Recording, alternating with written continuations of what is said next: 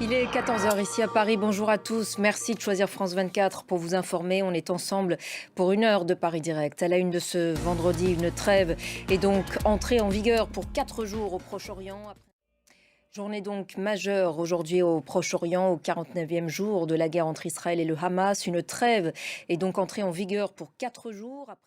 Et on rejoint à Tel Aviv notre envoyé spécial Karim Yayaoui. Bonjour Karim. C'est vrai, la fin du calvaire pour une partie des otages.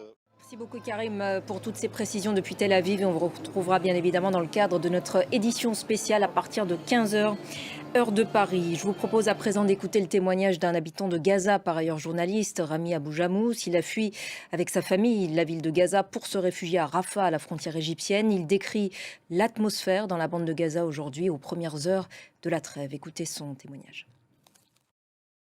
Et vous l'avez compris, à la faveur de cette trêve, nombre de Palestiniens déplacés au sud de la bande de Gaza tentent à présent de retourner plus au nord pour retrouver leurs habitations.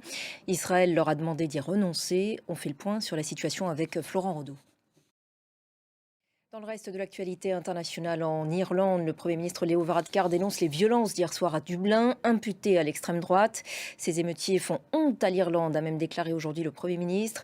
Des violences intervenues, je vous le rappelle, après une attaque au couteau en milieu de journée qui a fait plusieurs blessés, parmi lesquels 3 enfants. La piste terroriste est a priori écartée. Thibaut Franceschi.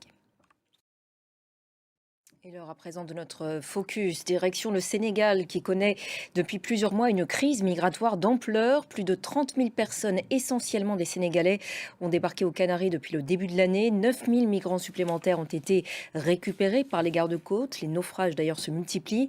Voyez ce reportage à Dakar et à Saint-Louis de notre équipe sur place, Sarah Sacco, Simon Martin et Aminatou Diallo.